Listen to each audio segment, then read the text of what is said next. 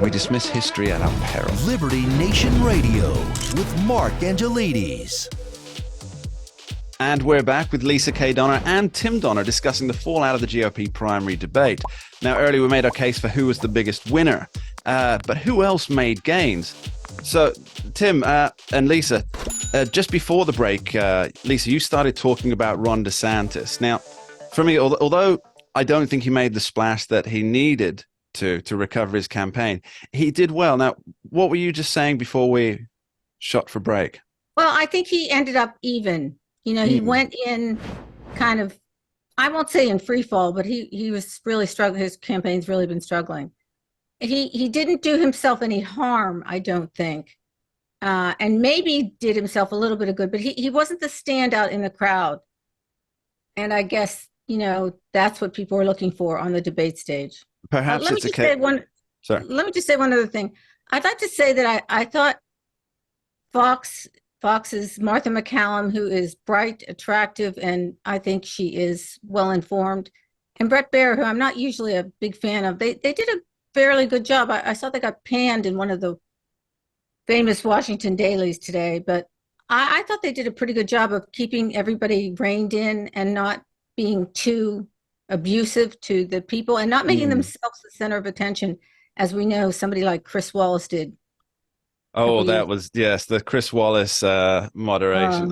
It was hardly a moderation, was it? On the Ron DeSantis question there, I think you're right. I think he actually won by not going down from where he was. He managed to maintain his position as somebody serious on the stage. And for me, there were two standout moments for him. They both came pretty much at the same time.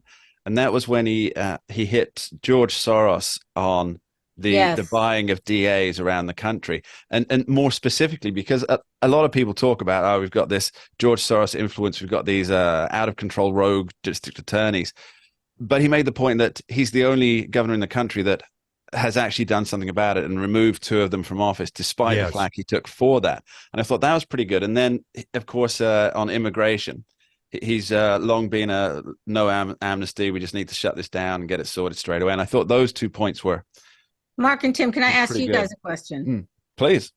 Do you think, you know, what do you guys think of their handling of He Who Shall Not Be Named? Which, of course, we know who that was, the elephant not in the room. How do you think they handled that? Well, I thought Ramaswamy handled it particularly well because he said he believes without question that Donald Trump is the greatest president of the 21st century, he's saying, which isn't that long, but never, he's not exactly damning. You've got praise, 4, right? But that's right. There's only been 4. So I think he handled it particularly well by saying, look, let's not pretend that Trump isn't the front runner. Let's not pretend that he wasn't that he wasn't president. Let's not pretend that, you know, we can just ignore him. I think that Ramaswamy made, you know, the case unapologetically that he was a big supporter of Donald Trump, and he's making the case, but I can take it to the next level with a new generation of leadership. He's 35 years younger than Trump.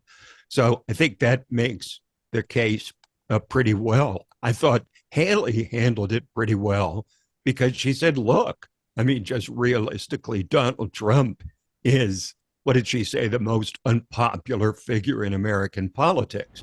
And that was not a judgment so much as it was a statement of fact based on polls, although Joe Biden is giving him a run for his money there on that one. So, I mean, it was hard for them to address, as they called it, the elephant who was not in the room in Donald Trump. I think it was best for all involved for Trump not to be there because he would be. Absolutely. But it was also best for the rest of the contenders that he wasn't there. So in effect, it was a win-win. And if you look at it as what it probably is, a vice presidential beauty pageant. That's a good way of putting it. It sort of needs to be judged in that context. Who who advanced their cause as being a potential running mate for Donald Trump. And I can tell you, one guy who did not, for obvious reasons, was Mike Pence. Oh, we'll get into him, but I want Mark's answer first. Well, I think we're missing the obvious allegory here. It was an episode of The Apprentice. It was The Apprentice new season, and everybody was on stage interviewing for either A, to be the vice president, B, to be the person who they can bring in should Donald Trump not be able to, for some reason, for some bizarre, either he's in prison and he's decided to pull out, although the two are not exclusive, or something happens that he can't run, or C, they were looking to be the alternative.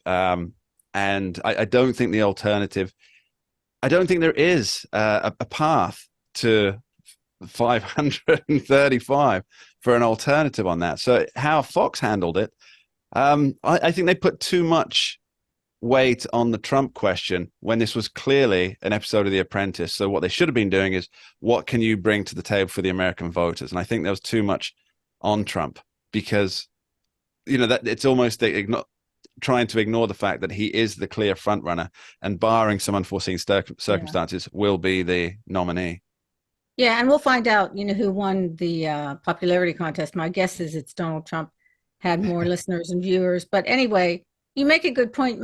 I guess the reason I think Ramaswamy isn't going places this time around is because he's too alpha male to be the number 2 on the ticket. Somebody like Tim Scott is a perfect VP candidate. Haley even might be a little bit too outspoken and too alpha female to, be the VP. But Pence, let's talk Pence, Tim. Whoa, there's just so much to get into.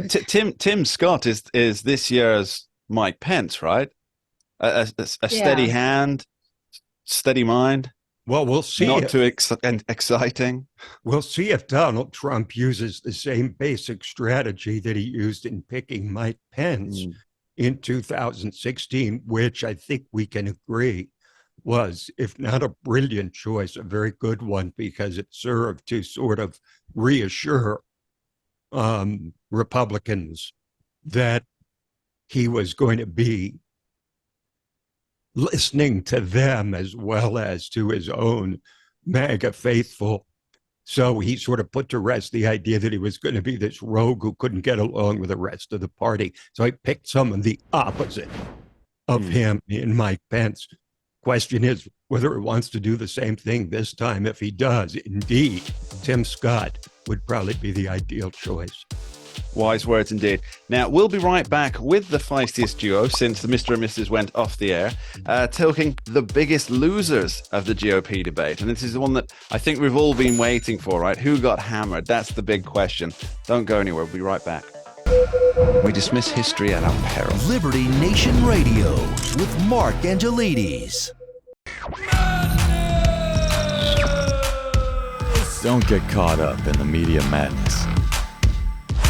Join our movement for free thinking and free speech at libertynation.com. Publishing news and analysis 24/7 with original articles by our team of authors who tell it like it is. Join us each week for online TV shows, The Uprising Podcast, and Liberty Nation Radio. We believe in free thinking and free speech. We are libertynation.com.